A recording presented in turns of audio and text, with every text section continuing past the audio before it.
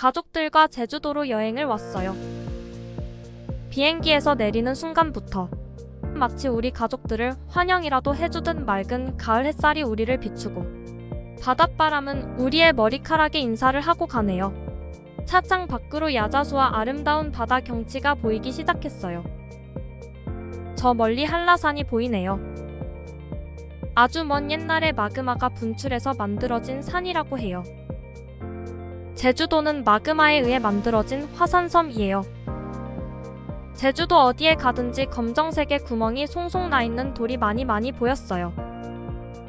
이 돌은 화산 활동 중에 마그마가 식어서 만들어진 현무암이라고 해요. 또한 제주도에는 작은 산등성이가 많은데 이것은 오름이라고 불려요. 이 오름도 화산 활동에 의해 생겨난 것이라고 합니다.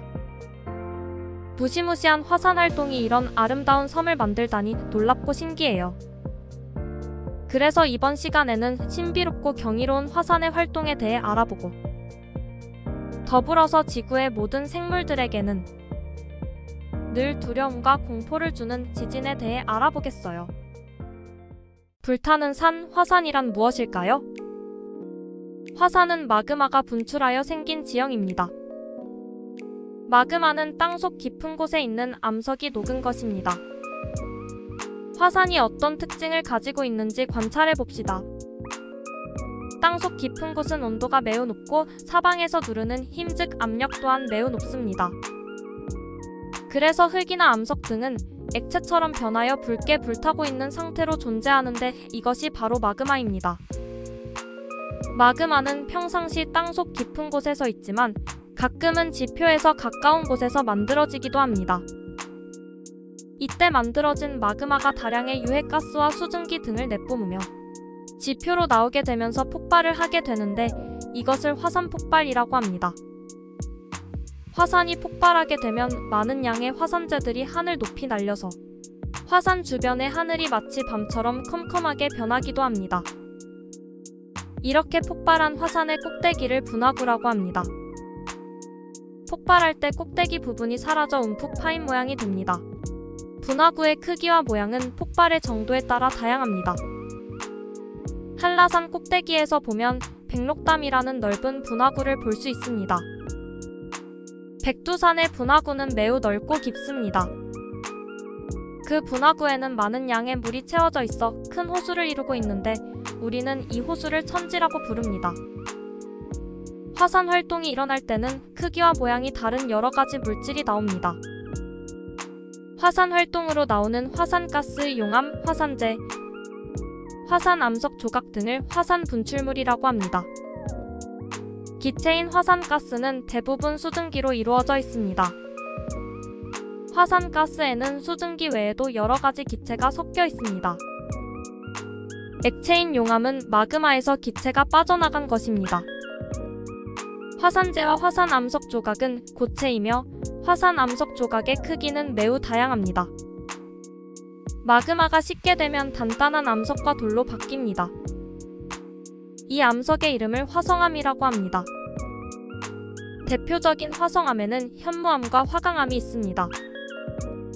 제주도에서 많이 보이던 현무암은 어두운 색을 띠고 화강암은 밝은 색을 띱니다. 현무암은 마그마가 지표 가까이에서 식어서 만들어지고 화강암은 마그마가 땅속 깊은 곳에서 식어서 만들어집니다. 화산 활동에 의해 발생하는 화산 폭발은 한순간에 지형을 바꾸어 놓기도 합니다. 과거뿐 아니라 현재에도 화산 폭발로 인해 많은 도시가 불타고 화산재에 덮여 사라졌습니다. 폭발 시 발생되는 유독가스와 화산재는 지구의 환경에도 많은 영향을 주고 있습니다. 그러나 화산재에는 식물이 자라는데 필요한 성분들을 많이 갖고 있어서 땅을 기름지게 만듭니다. 이러한 땅에서는 농작물도 건강하게 매우 잘 자라납니다. 화산 주변에서는 땅속의 높은 열을 이용해 전기를 만들기도 합니다. 화산 활동이 일어나는 곳의 독특한 지형과 온천은 많은 관광객을 불러 모으기도 합니다. 땅속 깊은 곳은 물처럼 흐르는 고온의 마그마로 이루어져 있습니다. 그 위에 땅이 있습니다. 마치 북극에서 얼음이 바닷물 위에 떠 있듯이 얼음 덩어리가 바다 물 위에 떠다니듯이 지구의 땅 또한 큰 덩어리가 되어 마그마 위를 떠다닙니다. 물론 우리가 느끼기 힘들 정도로 천천히 움직입니다. 그러다 바다 위의 얼음 덩어리와 얼음 덩어리가 서로 충돌하듯 거대한 땅 덩어리들도 부딪히게 되는 현상이 발생합니다. 또한 이 땅과 땅이 서로 당기기도 합니다. 땅덩어리와 땅덩어리가 충돌하거나 조각나 서로 나뉘어지는 지점에서 엄청난 충격이 발생하게 됩니다. 이 충격은 고스란히 땅 전체로 전달되는데 충돌 지점과 가장 가까운 지점에 충격이 훨씬 많이 전달되어 땅이 흔들리고 부서지는 현상이 일어나는데 이러한 현상을 지진이라고 합니다. 따라서 지진이 발생하면 건물이 무너지고 도로가 끊어지는 등 큰 피해가 생기기도 합니다. 지진은 우리나라뿐만 아니라 세계 곳곳에서 자주 발생합니다.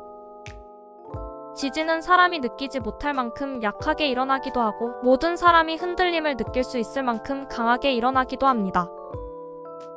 지진의 세기에 따라 피해의 규모가 다르게 나타납니다. 지진이 강할수록 피해의 규모가 커집니다.